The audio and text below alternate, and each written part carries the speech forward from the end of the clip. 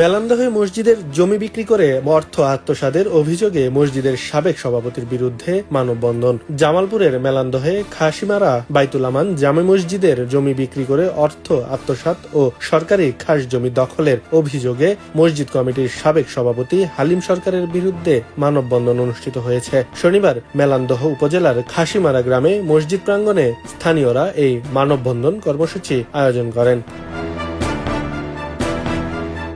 ঘণ্টাব্যাপী মানববন্ধনে স্থানীয় ইউপি সদস্য সরোয়ার, মসজিদ কমিটির সভাপতি সাইদুর রহমান, আবু সুফিয়ান তাজেল, সোলাইমান, সোনা মণ্ডল, আব্দুল মজিদ মণ্ডল, মকবুল মণ্ডল সহ অন্যান্যরা বক্তব্য রাখেন। এই মসজিদের সভাপতিত্ব করেছেন এবং তিনি এই এলাকার একজন সালিসদার, কিন্তু মসজিদের টাকা আত্মসাৎ ও খাস জমি দখলের অভিযোগে ঘুষখোর হালিম সরকারের বিরুদ্ধে আজকের এই মানববন্ধন। তিনি আমাদের এই পুরানো 200 বছরের পুরানো মসজিদের দীর্ঘদিনের সভাপতি ছিলেন। তার নেতৃত্বেই আমাদের এই মসজিদের সমস্ত টাকা পয়সা হিসাব কিতাব তার আন্ডারেই ছিল। এখন উনি আমাদের এই মসজিদের টাকা আত্মসাৎ করেছে এবং আমাদের এই মসজিদের কমিটি পরিবর্তন হওয়ার পর উনি এই কমিটি মানেন না এবং উনি আমাদের এই মসজিদের টাকা দিতে চান না। আমরা গ্রামবাসী ইউনিয়ন বিএনপির সহায়তায় কিছু টাকা তার থেকে উদ্ধার করেছি। এখনো আমরা অনেক টাকা তার কাছে পাবো। এই বিষয়ে জামালপুর জজ কোর্টে মামলা চলমান আছে। আগামী 10 তারিখ মামলার হাজিরা। তিনি একজন ভণ্ড, বাটপার, প্রতারক, সুদখোর, মুনাফাকুরি, তার পরলোভী। তার কাজ হলো সমাজের মধ্যে শুধু দ্বন্দ্ব লাগিয়ে দিয়া সমাজকে ডিভাইডেড করে রাখা। এই কাজগুলায় তিনি দীর্ঘদিন যাবৎ করে আসতেছে। তার কোনো ব্যবসা বাণিজ্য কোনো কিছু নাই, অথচ তার মাসিক ইনকাম 3 থেকে 4 লক্ষ টাকার মতো। এই অবস্থায় আমরা গ্রামবাসী অনেক অন্যায় অত্যাচারের মধ্যে পড়ে গেছি।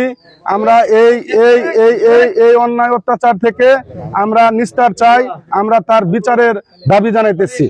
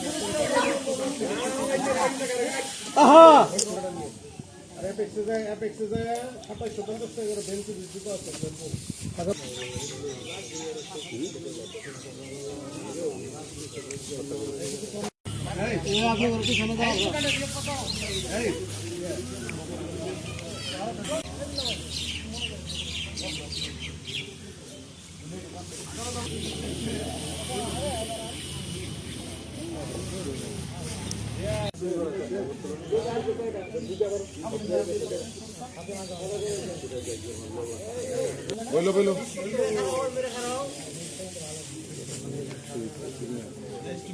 সবাই সোজা হন, আপনার সোজা হন।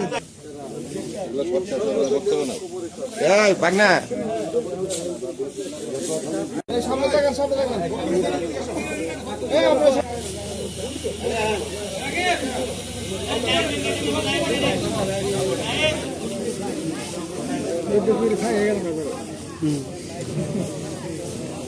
আপনি শুরু করেন সবাই।